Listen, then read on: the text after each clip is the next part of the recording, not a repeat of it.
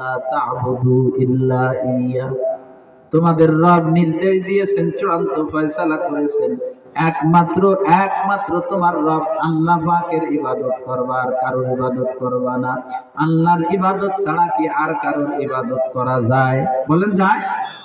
আল্লাহ বলেন ওয়াবিল ওয়ালিদাইনি ইহসানা, আর পিতামাতার সাথে ভালো ব্যবহার করবা। কোরআনে কারীমের এই আয়াতের শুরু অংশে আল্লাহ পাক প্রথমে তার হকের কথা বলেছেন, আমার ইবাদত করবা। এরপরে বাপ মার কথা বলেছেন, বাপ মায়ের সাথে ভালো ব্যবহার করবা। এই আয়াতের ব্যাখ্যায় মুফাসসিরিনে কিরাম লিখেছেন, আল্লাহর ইবাদত বন্দেগী করা যেমন ফরজ, বাপ মার সাথে ভালো ব্যবহার করাও তেমন ফরজ। আল্লাহ পাকের ইবাদত বন্দেগী করলে আল্লাহ যেমন বান্দার উপরে রাজি খুশি হন, বাপ মার কথা মতো যদি সন্তান চলে আল্লাহ পাক বান্দার উপরে রাজি খুশি হন। আল্লাহর ইবাদত না করলে আল্লাহ যেমন বান্দার উপরে অসন্তুষ্ট হন, বাপ মার সাথে যদি ভালো ব্যবহার মানুষ না করে আল্লাহ ঠিক ওই রকমই অসন্তুষ্ট হন। এজন্য মুসলমান আব্বা আম্মার হকের ব্যাপারে খুব গুরুত্ব দিয়ে খেয়াল রাখবো। সন্তানের উপরে আব্বা আম্মার সর্বমোট 14টা হক আছে। কয়টা হক বলে? কয়টা হক? 14টা। আব্বা আম্মা জীবিত থাকা অবস্থায় 7 হক, আব্বা আম্মা মারা গেলে 7 হক, সব মিলে কয় হক? 14 হক। আব্বা আম্মা জীবিত থাকা অবস্থায় সন্তানের উপরে যেই 7টা হক আছে, 1 নম্বরের হক হলো সন্তান আব্বা আম্মাকে মহব্বত করবে, ভালোবাসতে। আমার বাপ আমার মা, আমি তাদেরকে কিভাবে ভালো না বেসে পারি? আমি কি আমার বাচ্চাগুলোরে দেখে বুঝি না যে আমার বাচ্চারা আমি কত ভালোবাসি? আমার বাপ মা তো আমার এইরকমই বাসতো একটা টাইম। আমি গাড়িতে আসতেছি, ফোন দিছি বাড়ি, ছোট্ট মেয়ে ফোন দিয়ে জিজ্ঞেস করতেছে, আম্মু কি আনবো তোমার জন্য? আমার বাপ কি আমার এরকম জিজ্ঞেস করে নাই? আমার বাবা আমাকে এরকম জিজ্ঞাসা করছে। আজ আল্লাহ পাক মানুষরে সচ্ছলতা দিয়েছেন, সমর্থ মানুষের আছে,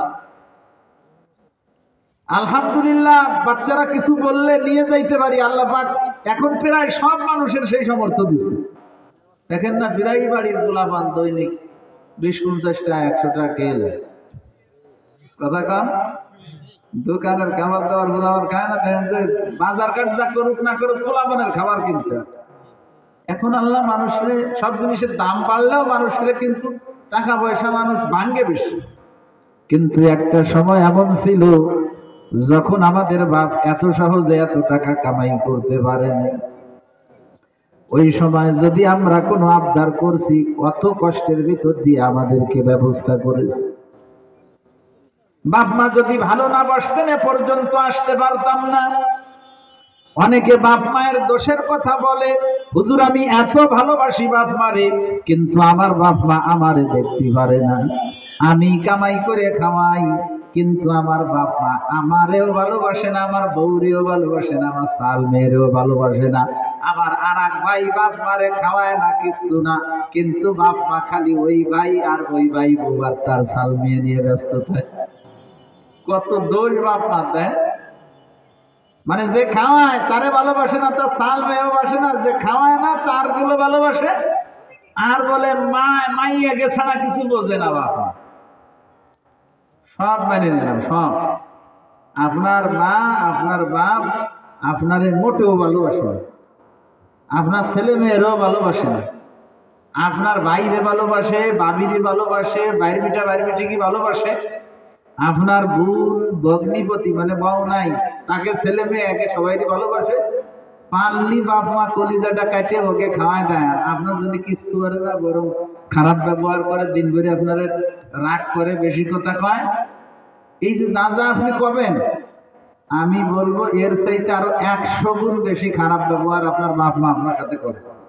আপনার তো অনেক অভিযোগ আছে আপনার বাপ মার উপরে, তার সাথে আমি যোগ দিলাম আরো 100 গুণ। যা আপনি করছেন এর চাইতে 100 গুণ বেশি খারাপ ব্যবহার আপনার বাপ মা আপনার সাথে করে। এরপরও শরীয়তের নির্দেশ হলো, তোমার বাপ মা তোমার সাথে 1000 খারাপ ব্যবহার করার পরও তুমি তার সাথে ভালো ব্যবহার করো। এখনের ব্যবহার কোনো হিসাবে আসবে না, হিসাবে আসবে ছোট কালের ব্যবহার। এখন আমার বাপ মা আমার সাথে ঝগড়া করুক আর আমার সাথে যত দুর্ব্যবহার করুক না কেন, এটা কোনো হিসাবের বিষয়ই না। আসল হিসাবের বিষয় হলো আমার মাই তো আমাকে পেটে রাখছিল, আমি তো আসমানের তে ভরিনি। কেউ আসমানের তে ভরিয়া এত বড় হয় নাই, মার পেটেই ছিলাম। যে মায়ের সাথে আজ মানুষ খারাপ ব্যবহার করতেছে, সে যেন বুঝে নাই যে সে তার মার পেটেই ছিল। যে বাপের সাথে খারাপ ব্যবহার করতেছে, ভালো করে যেন বুঝে নাই যে ওই বাপই তার সব আবদার পুরা করছে। কিভাবে সন্তানটা মানুষ হবে এই চিন্তা করতে করতে কবে যে বাপের চুল দাড়ি পেকে গেছে তা বাপের হিসেবও নাই। বাপ মা যে ছোট্টকালে আদর করেছে, ভালোবেসেছে, নিজেরা না খেয়ে আমাদেরকে খাওয়াইছে, নিজেরা কষ্ট করে আমাদের সুখের ব্যবস্থা করেছে, তারা এখন আমাদের সাথে হাজার দুর্ব্যবহার করলেও শরীয়তের নির্দেশ হলো তারা এখন কি ব্যবহার করে ওটা দেখার বিষয় না। তোমার বাপ মা তোমাকে আদর কদর করে ভালোবেসে লালন পালন করে বড় করেছে, এখন তুমি সন্তান বড় হয়েছে, তোমার উপরে জরুরি হলো তোমার বাপ মার সাথে ভালো ব্যবহার করা। এজন্য মুসলমান একজন বাপ মার তার সন্তানের উপরে বেঁচে থাকা অবস্থায় যেই 7টা হক থাকে, 1 নম্বরের হক হলো সন্তান আব্বা আম্মাকে মহব্বত করবে। কি করবে বলে? ভালোবাসতে হবে, ভালোবাসতে হবে। এই কলিজার ভিতরে বাপ মার ভালোবাসা পয়দা করতে হবে। আমি আমার সন্তানটারে কত ভালোবাসি, আমার সন্তানটারে দেখে আমার বাপের কথা আমার মার কথা আমার বুঝতে হবে। আমি মাঝে মাঝে আমার বাচ্চাগুলোর দিকে তাকাই আর বাপ মার দিকে তাকাই, আর ওদেরকে দিয়ে চিন্তা করি জানলা আমি আমার বাচ্চাকে কত ভালোবাসি। আমার বাপ মাও তো আমার এইরকমই ভালোবাসত। দৌড় দিয়ে গেলে বাচ্চা দৌড় দিয়ে কোলে ওঠে, যদি আওয়াজ পায় বাড়ি ঢুকতেছি দৌড় দিয়ে বাড়িতে বাইরে হয়ে যায়, আব্বু হয়েছে আব্বু হয়েছে। ওদেরকে কোলে নিজে কোলেটা ঠান্ডা হয়ে যায় সন্তান কোলে নিলে বাপ মা। এখনের যে দৃশ্য, এমন একটা দৃশ্য আগেও গেছে, এ দৃশ্য আজকের না। একটা সময় ছিল আমি আর আপনি আব্বারে ছাড়া মারে ছাড়া থাকতে পারতাম না। আব্বা বাইরের থেকে আসলে দৌড় দিয়ে যেত, আব্বা আমাকে আপনাকে কোলে জড়ায় নিলে আব্বার কলিজাটা ঠান্ডা হয়ে যেত। হাজারো দুঃখ কষ্টের ভিতর দিয়ে মা জননী আমাকে আপনাকে ভালোবেসেছেন। ও মুসলমান, একজন বাপ মায়ের তার সন্তানের উপরে যতগুলো হক আছে, 1 নম্বরের হক হলো সন্তান আব্বা আম্মাকে মহব্বত করবে, ভালোবাসবে। মহব্বত তো দূরের কথা, বিদ্বেষ বাপ মার উপরে কি ফায়দা হয়েছে বলে দেখতে পারে না। সবার কাছে খালি আব্বা আম্মার দোষ পায়, গিরাম ভরে খালি বাপ মার দোষ ছড়াচ্ছে সে। তার বাপ ভালো না, তার মা ভালো না, বাপ মার কি বোধ করে, বাপ মার ব্যাপারে দোষ করে। মহব্বত তো নাই, সতী পারে না, পরেও যদি 5টা কথা কয় তাও সতী পারে, কিন্তু বাপ মার একটা কথা তার গায়ে সয় না, ভিতরে কেমন যেন আগুন ধরে যায়। তুমি কি জানো নবীজি কি বলেছেন? হযরত নবীজির এক সাহাবী বলতেছেন, আউসানি খলিলি বিআশরি কালিমাত, আমার নবীজি আমাকে 10টা বিষয়ের নসিহত করেছেন, তার ভিতরে একটা বলেছেন, লা তাতরুকান্না সালাতাম মাকতুবাতাম মুতাআম্মিদা, খবরদার খবরদার ফরজ নামাজ ইচ্ছা করে ছাড়বা না। ফাইন্না মান তারাকা সালাতাম মাকতুবাতাম মুতাআম্মিদা ফাকাদ বারিআত মিনহু জিম্মাতুল্লাহ, যে ইচ্ছা করে আল্লাহর হক ছেড়ে দেয় সে আল্লাহর জিম্মায় থাকে না। নামাজ ছেড়ে দিলে মানুষ কার জিম্মায় থাকে না বলে? দ্বিতীয় নম্বর, ওয়ালা তাউকান্না ওয়ালিদাইক, খবরদার তুমি তোমার বাপ মার অবাধ্য হবা না, বাপ মার সাথে দুর্ব্যবহার করবা না। ওয়াইন আমারাকা আন তাখরুজা মিন আহলিকা ওয়া মালিক, তোমার আব্বা আম্মা যদি বলে যে এই বাড়ি ঘর জায়গা জমি তুই যে ঘর বানাইছিস, তুই যে বাড়ি বানাইছিস, জায়গা কিনছিস, এগুলো সব ফেলায় তুইয়া, বউ সাল মেয়ে সব ফেলায় তুই আজকেই তুই বাড়ির থেকে বেরোয় চলে যাবি, তোমার বাপ মা যদি এমন একটা কথাও বলে তাও তুমি বাপ মার অবাধ্য হবা না। সুবহানাল্লাহ। মুসলমানরা আব্বা আম্মার সাথে মহব্বতের সম্পর্ক করেন, ভালোবাসেন। একদিন আপনি আব্বা হবেন, আপনার সন্তান বড় হবে, আপনি সেদিন বুঝবেন সন্তান যদি একটা কথা দিয়ে কষ্ট দেয় কলিজাটা খান খান হয়ে যাবে। সন্তান যদি বাপ মার সাথে দুর্ব্যবহার করে, বাপ মারে যদি একটা শক্ত কথা বলে কলিজাটা ছিঁড়ে যায়। এই সন্তানটার এমন একটা সময় ছিল আমার বুকের ভর ছাড়া ঘুমায় নাই, আমার বুকে না ঘুমাইলে না শুইলে ওর ঘুম আসে নাই, আমার গলা না জড়ায় ধরলে ওর ঘুম আসে নাই, ওর কোনো আবদার আমি অপূর্ণ রাখি নাই। আজ সেই সন্তান আমারে শক্ত কথা বলে কষ্ট দেয়। সন্তান যদি বাপ মারে শক্ত কথা বলে, বাপ মার কলিজায় যে কত বড় আঘাত লাগে এটা আল্লাহ জানে, আর ওই বাপ মা জানে, দুনিয়ার কোনো মানুষ বুঝবে না। এজন্য আমার ভাইয়েরা, যাদের আব্বা আম্মা বেঁচে আছে, আব্বা আম্মা জীবিত থাকা অবস্থায় 7টা হক আছে। 1 নম্বরের হক হলো আব্বা আম্মাকে মহব্বত করতে হবে, ভালোবাসতে হবে। একটু বুঝলেন যে ভালোবাসতে হবে। 2 নম্বরের হক আব্বা আম্মাকে সম্মান করতে হবে। কি করতে হবে বলো? আব্বা আম্মাকে সম্মান করতে হবে। ভালো করে বোঝেন, এ দুনিয়ায় কিন্তু পীর মাশায়েখ বুজুর্গ, কারোর বাবা অনেক পীর আছে, অনেক মাশায়েখ আছে, বুজুর্গ আছে না? যত পীর থাকুক, যত মাশায়েখ থাকুক, আর যত বুজুর্গ থাকুক, আপনি জানেন আপনার জন্য সবচাইতে বড় পীর মাশায়েখ আর বুজুর্গ আপনার বাপ মা। আপনি তো জীবনে কোনোদিন আপনার একজন পীর মুর্শিদ বুজুর্গ ব্যক্তির সাথে খারাপ ব্যবহার করেন না, সম্মান দিয়ে কথা বলেন। আপনার বাপ মাকে ওই পীর সাহেব যতটুকু সম্মান পাবে তার চাইতে বাপ মা আরো বেশি সম্মান পাবে।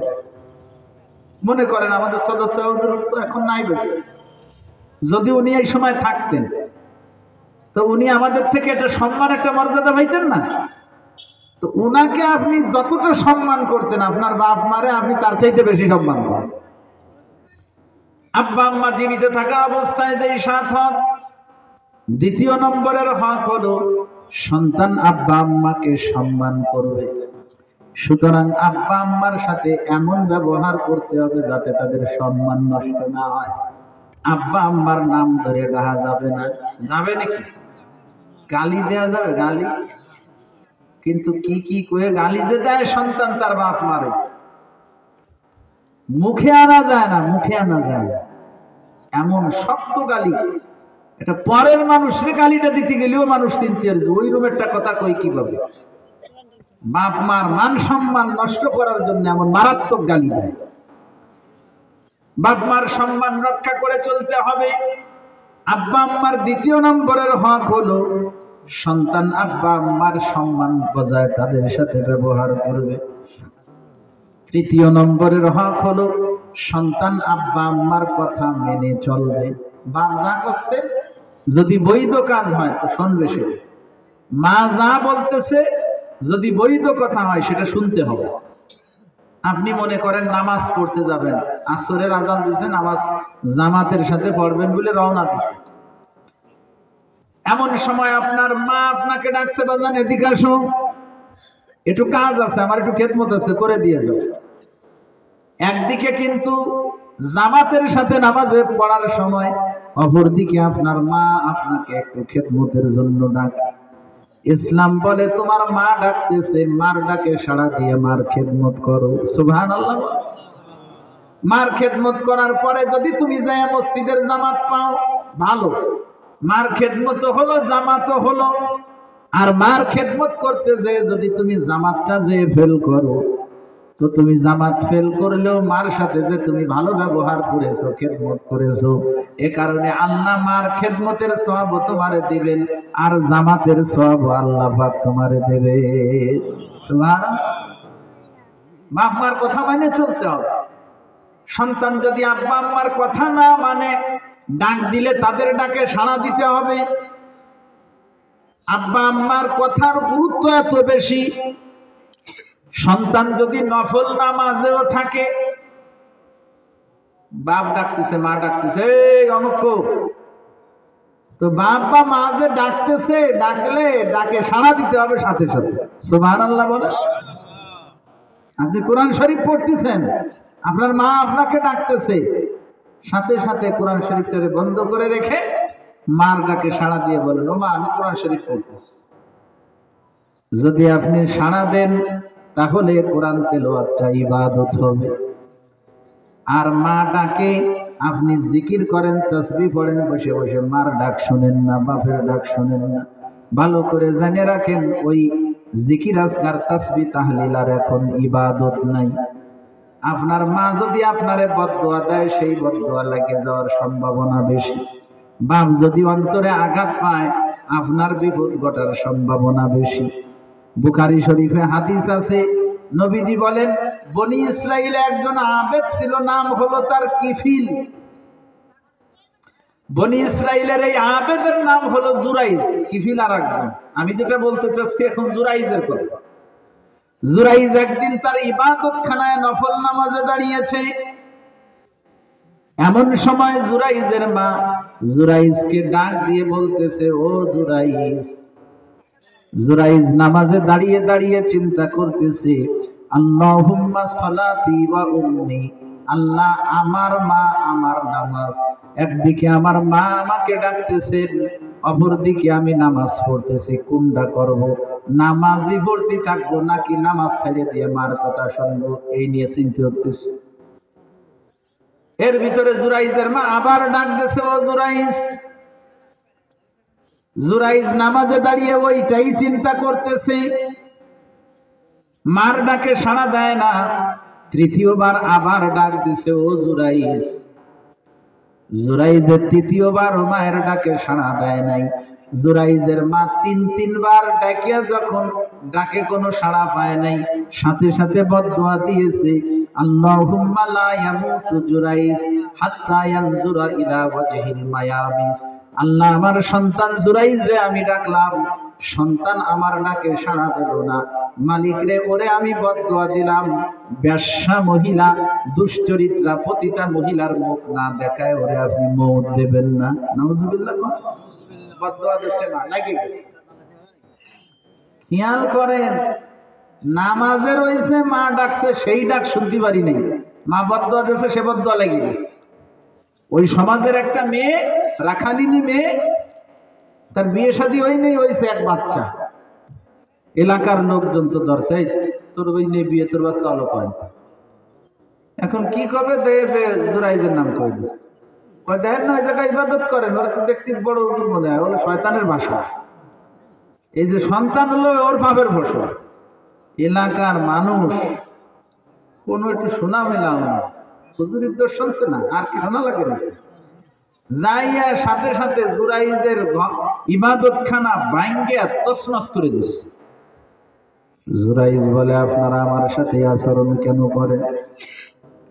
এলাকার লোকজন বলে, এখন আর কিছু বুঝতেছো না, তাই না? আর কিছু জানো না, সাধু কিছু জানো না, তুমি আর বেরেস্তা না। জুরাইজকে কি হয়েছে? আমার তো বলবেন কিছু, আইসে আমার ইবাদতখানা ভেঙে দিলেন, কি হয়েছে কোন? আমার এলাকার লোকজন সেই মহিলারে বাচ্চা সহ জুরাইজের সামনে হাজির হয়ে জুরাইজের মাথায় দিয়ে ওর দিক মুখ ফিরে দিয়ে কয়, এই বেটির সাথে কি চেষ্টাই কর। জুরাইজের কিন্তু এই যে দুশ্চরিত্রা মহিলার মুখ কিন্তু দেহা হয়ে গেল। খেয়াল করে, একজন খারাপ চরিত্রের মহিলার মুখ দেহা সারা। জুরাইজ সাথে সাথে জামান চোখটারে ফিরাইয়া এলাকার লোকদেরকে বলে, আপনাদের সাথে আমার আর কোনো কথা নাই। ছোট্ট দুধের বাচ্চাকে উদ্দেশ্য করে জুরাইজ বলে, এই বাচ্চা তুই বল তোর আব্বাকে। আমার আল্লাহ পাক ওই দুধের বাচ্চার জবানটা খুলে দিয়েছেন। ওই বাচ্চাটা বলে, ও এলাকাবাসী, তোমরা জুরাইজ রে দোষো কেন? আরে আমার আব্বা তো জুরাইজ না, আমার আব্বা হলো অমুক রাখাল। অমুক রাখাল হলো আমার আব্বা। এলাকার লোকজন জুরাইজের মায় পড়ছে, যে ভুল হয়ে গেছে, মাফ করে দেন, কালকে পড়াইছি বুখারী শরীফে এই হাদিস। এলাকার লোকজন বলে, আপনার ইবাদত খানাটা আমরা স্বর্ণ দিয়ে বানাই দেই। কি দিয়ে বানাতে চাচ্ছেন? স্বর্ণ দিয়ে বানাই দেই, বুখারী শরীফের ভাই। জুরাইজ বলে, না, আমার ইবাদত খানা স্বর্ণ দিয়ে বানানোর দরকার নাই, আমার যে মাটির ঘর ছিল সেই মাটির ঘর থেকে আপনারা বানায় দেন। মুসলমান লক্ষ্য করার বিষয়, জুরাইজ তার মার ডাকে সাড়া দিতে পারে নাই। মা বদদোয়া দিছে, বদদোয়া লেগে গেছে, এড়াতে পারে না। কে মা বদদোয়া দিল? কেন? জুরাইজ তার দোস্তকের সাথে ক্রিকেট খেলতে আসছিল, ওর মা ডাকছিল, তাই শুনি নেই, এই জন্য বদদোয়া দিছে, তাই লেগে গেছে। বাপ ডাকতেছিল যে, বাজান আয় আমার সাথে একটু কাজ করে যা জমিতে, বুড়ো মানুষ একা বাড়ি না, তুই আমার সাথে একটু আয়। ও কাজ কামের নামে খবর নাই, দোস্তকের সাথে আড্ডা দিতে আটিয়ে যাচ্ছিল। এই জন্যই হয়েছিল নাকি অবস্থা? কর না, নামাজে ছিল, নামাজে এই অবস্থায় মা ডাকছে, ডাকে সাড়া দিতে পারি নাই, মা বদ্ধ আদেশে লেগে গেছে বদ্ধ।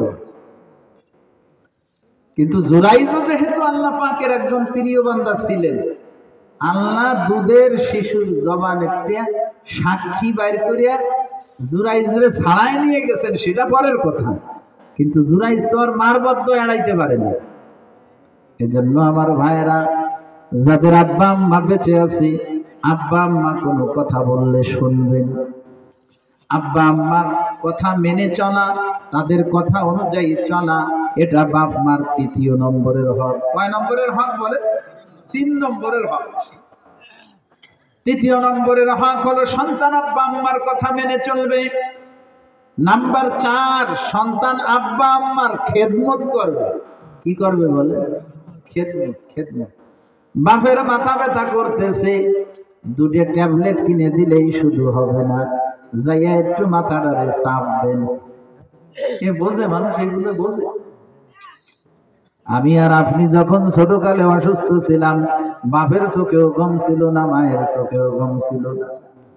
রাত্রির বেলা একটু কান্না করে উঠলে সাথে সাথে দেখি মা উত্তর দিচ্ছে, বাজান কি হয়েছে, কান্দো কেন? যে ঘরে ছোট্ট বাচ্চা আছে দেখবেন মা কিন্তু সারা রাত্রির ভিতরে ঘুমাইতে পারে না।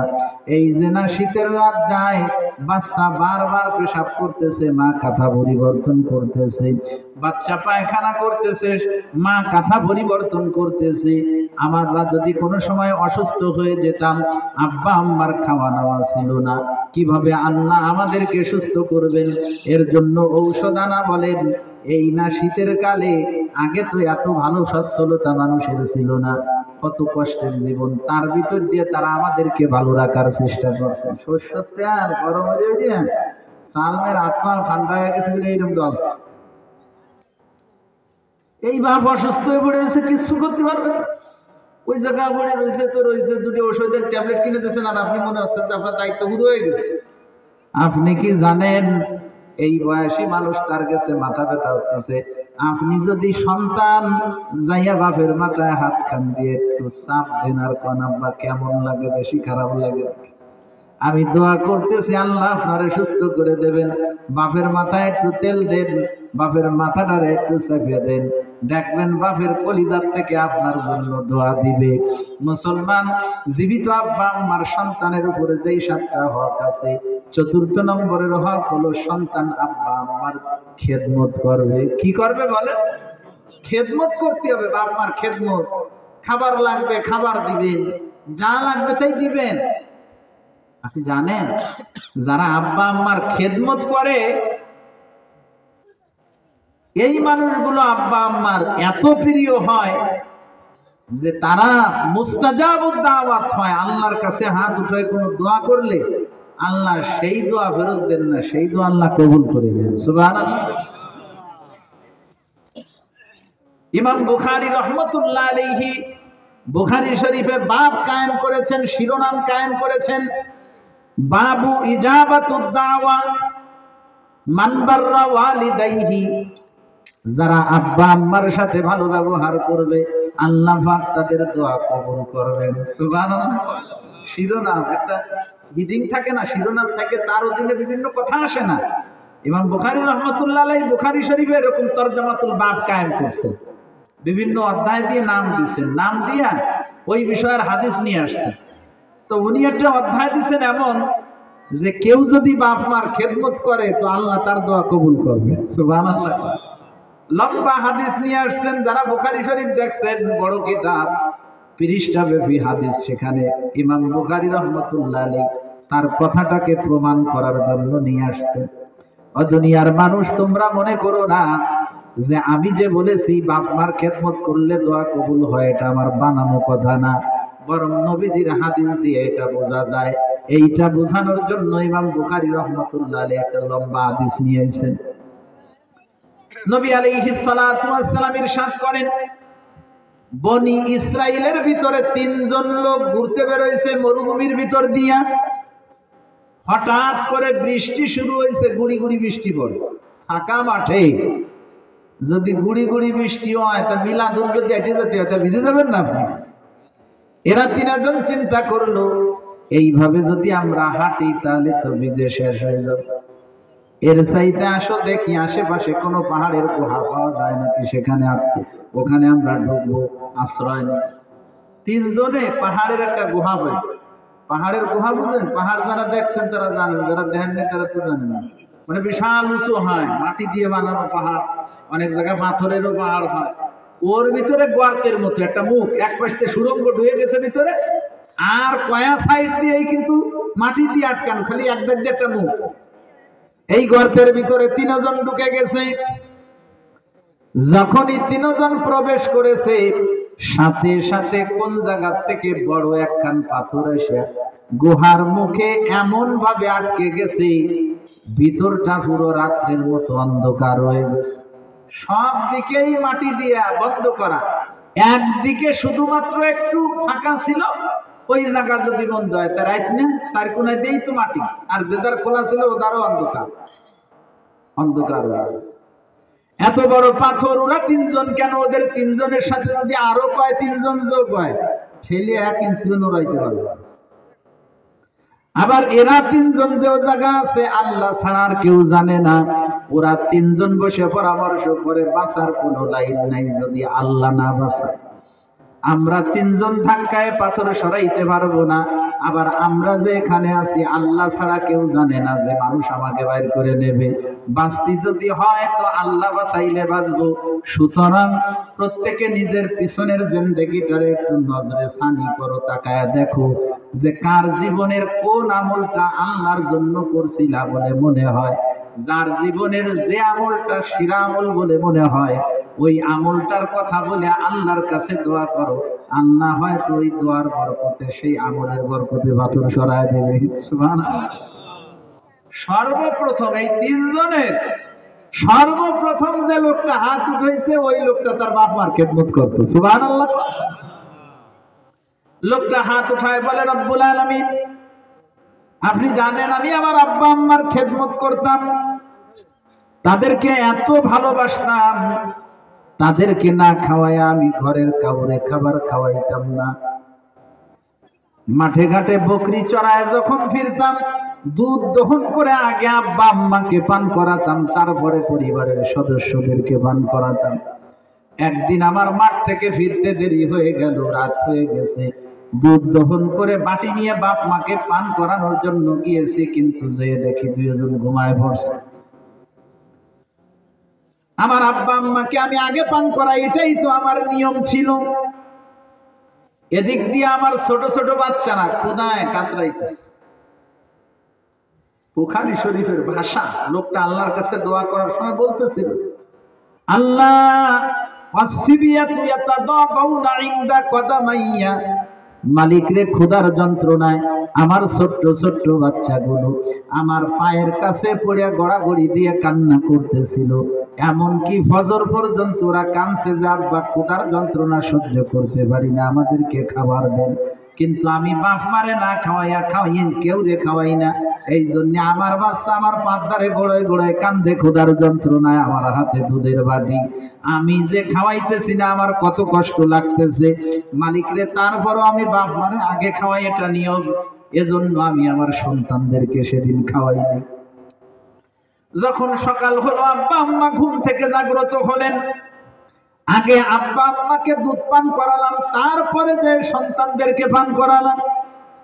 লোকটা বলে, মালিক রে, সেই দিনের সেই আমলটা যদি আপনার সন্তুষ্টির জন্য করে থাকি, আল্লাহ ওই আমলের ওসিলা দিয়ে আপনার কাছে দোয়া করতেছি।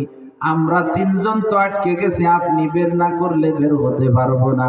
আল্লাহ ভিতরটা অন্ধকার হয়ে গেছে, দয়া করে পাথরটাকে একটু সরায় দেন যাতে একটু আলো ভিতরে ঢোকে। আমার আল্লাহ পাক সাথে সাথে এই বিশাল পাথরের একটু সরায় দিয়েছেন, সাথে সাথে বাইরের থেকে ভিতরে আলো ঢোকা শুরু হয়েছে। সুবহানাল্লাহ। দ্বিতীয় ব্যক্তি হাত উঠেছে, আল্লাহ আমার একজন চাচা তো বলছিল আমি যে কি পাগল ছিলাম তার উপরে, মালিক তারে আমি আমার কাছে পাওয়ার জন্য কত চেষ্টা করেছি, কিন্তু সে ধরা দেয় না। একবার সে বিপদে পড়ে আমার কাছে আসলো, আমি তাকে বললাম তুমি যদি আমাকে আমি তাকে বললাম তোমাকে টাকা পয়সা দিতে পারি এই শর্তে যে তুমি আমার মনের কুবাসনা পুরা করবা। নাউজুবিল্লাহ। আল্লাহ আমার কাছে টাকা ঠিক মতো ছিল না, আমি অন্য জায়গা থেকে এদিক সেদিক কুড়োয় কাছে এনে 100 স্বর্ণ মুদ্রা তারে দিলাম। দেওয়ার পরে শর্ত অনুযায়ী যখন আমি তার সাথে গুনাহ করার জন্য ওই রকম ভাবে বসেছি মানুষ তার স্ত্রীর কাছে যেভাবে বসে, এমন সময় ওই মহিলা আমার ওই চাচাতো বোন আমাকে ডাক দিয়ে বলতেছিলেন, ইয়া আব্দুল্লাহ ইত্তাকিল্লাহ ওয়ালা তাফতাহিল খাতাম, আল্লাহর বান্দা আল্লাহকে ভয় করো, খবরদার খবরদার আমার কুমারিত্বকে তুমি নষ্ট করো না। আল্লাহ যেই চাচাতো বোনরে কাছে পাওয়ার জন্য সব সময় আকাঙ্ক্ষা করতাম, ওই চাচাতো বোনরে হাতের মুঠের ভিতরে পাইয়াও আপনার কথা যখন মনে করায় দিছে ওরে ছেড়ে দিয়েছিলাম। মালিক রে, ওর সাথে আমি কোনো খারাপ কাজ করি নাই। ও মালিক, সেদিন যে গুনাহ থেকে বেঁচেছিলাম, যদি আপনারে খুশি করার জন্য বেঁচে থাকি তাহলে ওই আমলটার ওসিলা দিয়ে আপনার কাছে দোয়া করি। আল্লাহ, এক ভাইয়ের দোয়ায় তো পাথর কিছুটা সরছে, দয়া করে আরো একটু সরায় দেন যেন আসমানটা দেখা যায়। আমার আল্লাহর সাথে সাথে মারদর আরো কিছুটা সরায় দিলেন, আসমান দেখা যাইতে লাগলো। সুবহানাল্লাহ। কিন্তু বেরোনোর লাইন আর হয়নি, ইউনিটের সরসতে এখনো বেরোনোর মতো কায়দা হয়নি। তৃতীয় ব্যক্তি হাত উঠাইছে, বলে রব্বুল আলামিন, আমার বাড়িতে এক লোক কাজ করছিল, এরপরে তার কিছু মাইনা আমার কাছে পাওনা হয়েছিল, বেতন কিছু চাইল দেওয়ার কথা ছিল। ওগো রব্বুল আলামিন, আমি তারে দিছিলাম কিন্তু সে না নিয়ে চলে গেছে। আমি তার বেতনের টাকাটা খাইয়ে ফেলি নাই, ওইটারে আমি হালাল ভাবে বাড়াইছি। এমন বাড়াইছি একের পর এক, গরু ছাগল উটে মাঠ ভরে গেছে এত পরিমাণ। অনেকদিন পর ওই লোকটা আমার কাছে এসে বলে, ইয়া আব্দুল্লাহ ইত্তাকিল্লাহ ওয়া আতিনি হক্কি, আল্লাহর বান্দা আল্লাহকে ভয় করো আর আমাকে আমার হকটা বুঝে দাও। আমি যেন তোমার কাছে যে মাইনাটা পাই, টাকা পয়সা পাই, এটা আমাকে দিয়ে দাও। আমি তখন লোকটাকে বললাম, তোমার কিসেনের দাম দেখো গে, ওই মাঠে আছে। ওদের বাচ্চা যে মাঠে তুলেছে, ওখানে যাইয়া দেখে মাঠ ভরা গরু ছাগল আর উট দিয়ে ভরা। এসে আমাকে বললো, ইয়া আব্দুল্লাহ ইত্তাকিল্লাহ লিমা তাহজাউ বি, আল্লাহর বান্দা আল্লাহকে ভয় করো, তুমি আমার সাথে কেন ঠাট্টা করতেছো?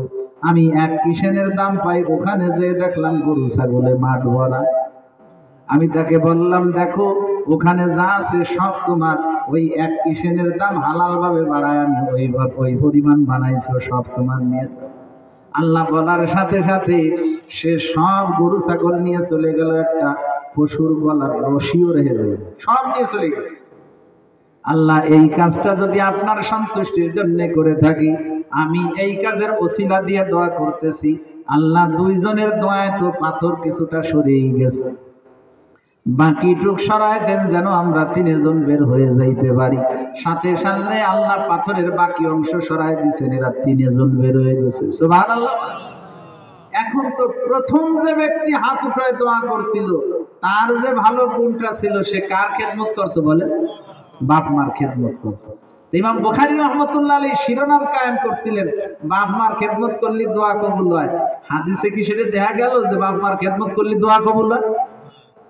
পালাম না আমরা হাদিসের ভিতরে। এখানে লক্ষ্য করে, সে এক সাইড ভালো করলে এক সাইড খারাপ করছে, কিন্তু ওইখানে কি বাপ মারে আগে খাওয়ায় ভালো কথা, কিন্তু আজকে বাপ মা আগে গম পড়ে গেছে। উচিত ছিল না তার ছেলে মেয়েরা আগে খাওয়ান?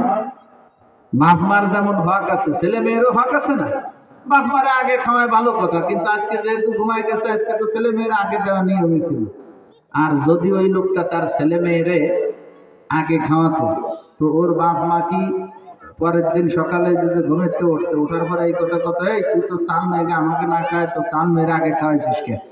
পৃথিবীর কোনো দাদা দাদি কয়? যদি কোনো জায়গায় গেলে একটু কিছু খাতি দিলি, তার নিজে না খেয়ে কাঠি তৈরি খুঁজে নিয়ে এসে ভোতার জন্য বাড়ি ভোতা রয়েছে। কোন জায়গায় একটু গেছে, কেউ জিলাপি দিছে, কেউ একটু কোনো কাঁচটা দিছে, তাই কোষের ভিতরে ওই আসলের ভিতরে গিরিয়ে দিয়ে সে দাদি নিয়ে আসে। ওই লোক যদি ওই রাত্রে তার ছেলে মেয়েদেরকে খাওয়াতো, তো বাপ মা কি ধরতো ওই চাল রে যে তুই কেন খাওয়ালি? আপনারা বলেন তো ধরতো নাকি? ধরতো না। তাহলে এক লাইনে সে ভালো করে আর এক লাইনে ভুল করছে। বাপ মারে আগে খাওয়ায় ভালো কথা, কিন্তু ওই দিন চাল মেরে কষ্ট দিয়ে ভুল করছে।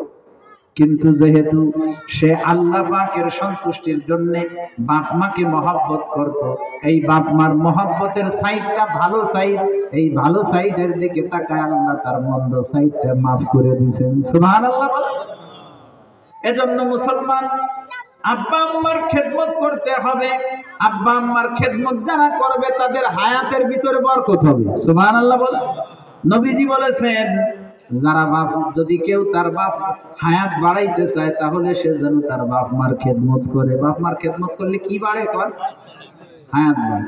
হায়াত বাড়ার দুই অর্থ, এক হয়তো হায়াতের ভিতরে বরকত হবে, বাঁচছে 40 বছর, কিন্তু 40 বছরে এত অনেক কিছু করবে যে মানুষ 80 বছর বেঁচে থেকে অত কিছু করতে পারে না। এইটা হলো হায়াতের বরকত। 40 বছরে এত ঈমান আমল আখলাক সে বানাইতে পেরেছে, মানুষ 80 বছর বেঁচে থেকেও আখিরাত ওইরকম গোছাইতে পারে না। এই ধর হায়াত বেড়ে গেছে। 40 বছর থেকেও 80 বছরের কাজ করছে। কিসের বরকতে? বাপ মার খেদমতের বরকতে। কিসের বরকতে বলে? আবার আসলেই তার হায়াতের পরিমাণ বেড়েই যাইতে পারে।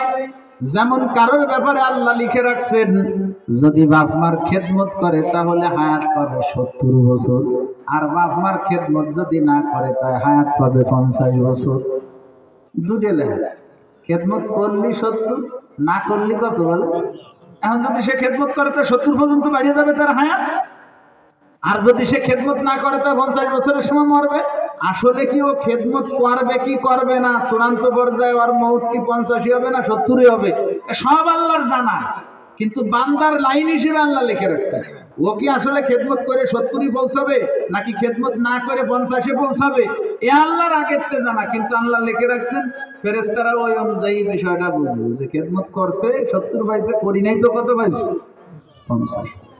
বাপ মার খেদমত করলে হায়াতের ভিতরে বরকত হয়। আল্লাহ পাক হায়াতে বরকত দেন, হায়াত বাড়ায় দেন। যারা দুনিয়ায় ভালো থাকতে চাও বাপ মার খেদমত করবা। কত ভালো তুমি থাকবা বুঝাইতে পারবো না। নিজের জীবনের ঘাটে ঘাটে সব জায়গায় বরকত দেখতে পারবা আর ভালো থাকবা। জীবিত অবস্থায় আব্বা আম্মার যেই 7টা হক আছে, 4th নম্বরের হক হলো সন্তান আব্বা আম্মার খেদমত করবে। 1 নম্বর সন্তান আব্বা আম্মাকে মহব্বত করবে, মনে আছে? 2 নম্বর সন্তান আব্বা আম্মাকে সম্মান করবে। নাম্বার 3 সন্তান আব্বা আম্মার কথা মেনে চলবে। নাম্বার 4 সন্তান আব্বা আম্মার খেদমত করবে। নাম্বার 5 সন্তান আব্বা আম্মার প্রয়োজন পুরা করবে। বাপ মার যদি কিছুর প্রয়োজন হয় তাহলে সন্তান ওইটা খেয়াল করে আগে ব্যবস্থা করবে। এটা সন্তানের উপরে বাপ মার পাওনা। এই যে শীতকাল আছে, বাপের মুজু লাগতে পারে না, একটু কথা বল, লাগতে পারে কি পারে না? বুড়ো মানুষের কি শীত কম করে না বেশি হয়? বেশি করে। আমাকে তো তাজা রক্ত, শীত একটু কম। আমাকে চাইতে আমাকে ভোলা মানে শীত আরো কম। এই যে বিসি বিসি যেগুলো এত একে পায়ে মুজু ভরাবেন, খুলে টুলে থেকে দৌড়ে চলে যাবে। বয়স হয়ে গেছে, বাপের শীত লাগে, কষ্ট হয়। মার শীতে কষ্ট হয়। মার কি দরকার, বাপের কি দরকার, তাদের কি প্রয়োজন আছে, এটার ব্যবস্থা করতে হবে। এটা 5 নম্বরের হক। 6 নম্বরের হক হলো আব্বা আম্মার আরাম আয়েশের ফিকির করতে হবে। কি হলে আব্বার একটু আরাম হয়, বুঝেন? কি হইলে আব্বার একটু কি হয়? আরাম হয়। শীতের সকাল, কি যে ঠান্ডা পানি, হুয়ারির পানি কি গরম না ঠান্ডা? শীতকালে কলের পানি চাপানি একটু হালকা হালকা গরম দেবে, কিন্তু কলের পানি ছাড়া আর এমনি পুকুরের পানিও ঠান্ডা, আর ট্যাঙ্কির পানি তো আরো ঠান্ডা। জাগে বাড়ি ট্যাঙ্কি টুঙ্কি আছে, দেখবেন মনে হচ্ছে বরফ গলানো পানি মনে ঢেলে দিচ্ছে আপনার হাতের উপরে। এখন আপনার আব্বা ওই ঠান্ডা পানি দিয়ে অজু করে মসজিদে যায়, আপনার মা ঠান্ডা পানি দিয়ে ওযু করে। আপনি সন্তান, আপনি বড় হয়েছেন, আপনার জিম্মাদারি আব্বা আম্মার আরাম আয়েশের ফিকির করা। বাপ মারে যে চুলোর দ্বারে যে পানি গরম করে দেবেন। যদি চুলোর দ্বারে যাইতে না পারেন তাহলে গ্যাসের চুলোয় গরম করবেন। তাও যদি না পারেন বর্তমানে কারেন্টের জট পাওয়া যায় 700-800 টাকা হইলে ভালো কারেন্টের জট পাওয়া যায়, ওদের একটা কিনবেন। তাও যদি না পারেন 100-150 টাকায় প্লাস্টিকের জট পাওয়া যায়, তাই দিয়ে বাপ মারে গরম পানি করে। আপনার কি মনে পড়ে না আপনি যখন ছোট ছিলেন রাতের বেলায় গোসল না, দিনের বেলা দিনে দুপুরেও শীতকালে আপনার বাপ মা আপনারে গরম পানি না হইলে গোসল করায়? সেই বাপ মা এখন কষ্ট করে, আপনার বোঝা দরকার আব্বা আম্মা জীবিত থাকা অবস্থায় সন্তানের উপরে যেই 7টা হক থাকে, 6 নম্বরের হক হলো সন্তান আব্বা আম্মার আরামায়েশের ফিকির করবে। আব্বা আম্মার কিসের ফিকির করবে? জিজ্ঞেস করবে। এত খুশি হবে বাপ মা, আব্বা কি লাগবে আপনার? সোয়েটার লাগবে নাকি হাত মোজা, পা মোজা, কি আনবো, মাফলার, কোট? চলেন আপনি আমার সাথে চলেন, বাজারে আপনার যেটা পছন্দ হয় সেটা কিনে দেবো। একটা সময় গেছে বাপ মা আমারে আপনারে সাথে করে নিয়ে গেছে, বাপ যেটার বায়না ধরছি সেটা কিনেই দিচ্ছে। কি এরকম একটা সময় যায় নাই মানুষের উপর?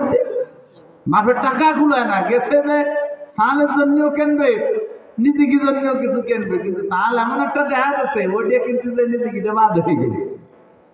ও ধরছে ওটা নেবেই নেবে, ও না নিয়ে ছাড়বে না। আপনি যদি আপনার আব্বার সাথে ভালো ব্যবহার করতে পারেন, আব্বার আরামায়েশের ফিকির করতে পারেন, আব্বার কলিজাটা ঠান্ডা হবে।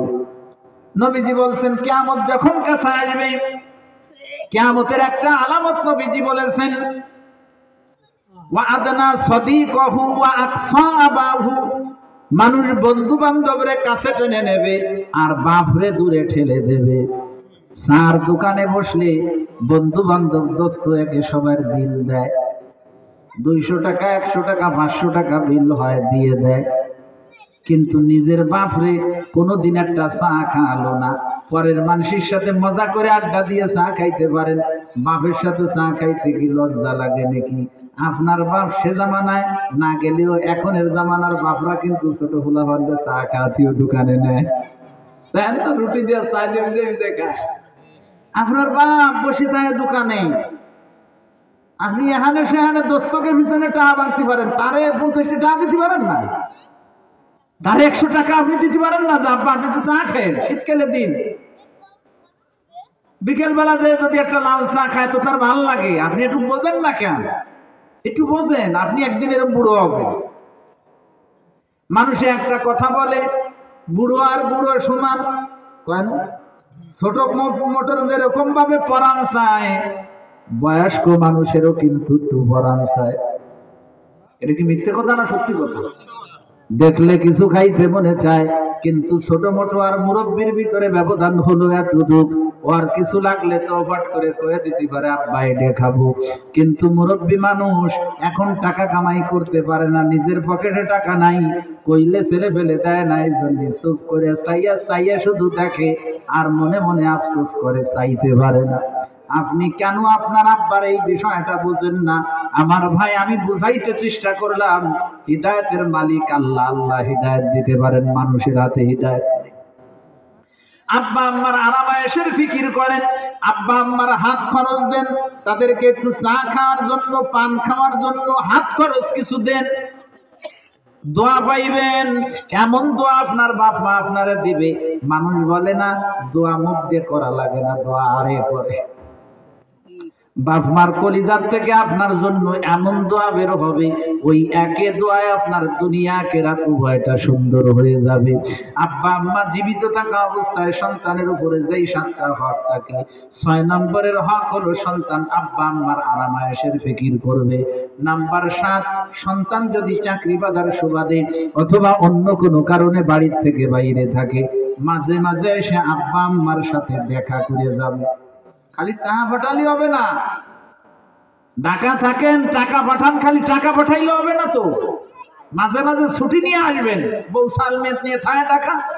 এই যে বাড়ি বুড়ো বুড়ি দুটো মানুষ আছে, তার বাপ মা আছে, কোনোদিন এসে দেখতে হবে এটা সে মনেও করে না, টাকা পয়সা কিছু লাগলি পাঠায়। আপনি আপনার বাপ মার হক ঠিক মতো আদায় করতে পারতেছেন না। আপনার বাপ মার যে হক গুলো আছে তার ভিতরে একটা হক এটাও যে মাঝে মাঝে এসে দেখা করবেন। আপনি লাখ টাকা পাঠালিও, আপনি বাপ মার সামনে এসে হাজির হলি, তাদের কলিজাটা যত ঠান্ডা হবে, আপনারা না দেখে আধার টাকা পালিও লাখ টাকা পালিও তার কলিজা ঠান্ডা হবে। এজন্য মাঝে মাঝে বাপ মার সাথে এসে দেখা করে। ডাকাতায় ছুটি পাইছে 3 দিন, বউ রয়েছে শ্বশুর বাড়ি, ওখান দিয়েই বেড়াই গেছে, বাপ মাদের আসেনি, একটু আসলেও না, যে দুটো মানুষ রয়েছে আসেনি, বা আইসে তো এক দরজা দিয়ে ঢুকছে আর এক দরজা দিয়ে বের হয়ে গেছে। আপনি জানেন ওই দুটা মানুষকে আপনি আপনার শত্রু বলে মনে করতেছেন, কিন্তু এ দুনিয়ার বুকে ভালোবাসার মতো যদি আপনারে কেউ থাকে তো ওই দুইটা মানুষই আছে, যাদের ভালোবাসার ভিতরে ভেজাল নাই। আপনার কাছে টাকা চাই বলে আপনি মনে করেন যে একে ভালোবাসার ভেজাল, আমি টাকা ছাড়া কিছু বোঝে না। আমার বাপ মাও চিনি, টাকা দিতে পারলে সবাই ভালো, না দিতে পারলে কেউ ভালো না। কি চেনছেন? কিচ্ছু চেনেন নেই। তার টাকা লাগবে কবে না, আপনারা সারা জীবন খাইছে পড়াইছে, এখন তার লাগবে, এখন তো সে বলবে, এটা নিয়ম। আপনারা দিয়ে থইছে, এমনি তো আপনি দিবেন, এইটাই নিয়ম। আপনি রাগ হন কেন? রাগ হবেন না, বাপমার সাথে ভালো ব্যবহার করবেন। বাইরে থাকলে বাপমার সাথে আগে দেখা করবেন, আইসেন আগে বাপমার সাথে দেখা করবেন। বউ শ্বশুর বাড়ি রয়েছে, ঠিক আছে, আগে বাড়ি নামে আব্বা আম্মার জন্য পারলে ফল ফ্রুট কিছু কিনে নিয়ে আসে, দেখা করে যান, মা আমি আইসি, যান শ্বশুর বাড়ি, বাপ মা দোয়া করে দিন, যে বেড়ায় আসেন, আবার ফিরতি পথে আবার বাপ মার সাথে দেখা করে যান, অসুবিধা কি? দুনিয়ার মানুষ আপনাদের দেখতে পারবে, আপনি তাকে দেখতে পারবেন, আপনার বাপ মা আপনাদের দেখতে পারবেন। আপনার এই কষ্ট একদিন বুঝবেন, আপনি হাড়ে হাড়ে একদিন টের পাবেন। যখন আপনার বয়স হবে হাড়ে হাড়ে টের পাবেন, যদি আপনি এখনো ঠিক না হন। ঠিক হন। আব্বা আম্মা জীবিত থাকা অবস্থায় সন্তানের উপরে যেই 7টা হক থাকে, আমি শুধু নামগুলো এখন বলবো, খুব খেয়াল করে শুনবেন। 1 নম্বরে সন্তান আব্বা আম্মাকে মহব্বত করবে। নাম্বার 2, সন্তান আব্বা আম্মাকে সম্মান করবে। নাম্বার 3, সন্তান আব্বা আম্মার কথা মেনে চলবে। নাম্বার 4, সন্তান আব্বা আম্মার খেদমত করবে। নাম্বার 5, সন্তান আব্বা আম্মার প্রয়োজন পুরা করবে। নাম্বার 6, সন্তান আব্বা আম্মার আরামায়েশের ফিকির করবে। নাম্বার 7, সন্তান যদি চাকরি বাজার সুবাদে অথবা অন্য কোনো কারণে বাইরে থাকে, মাঝে মাঝে এসে আব্বা আম্মার সাথে সাক্ষাৎ করবে।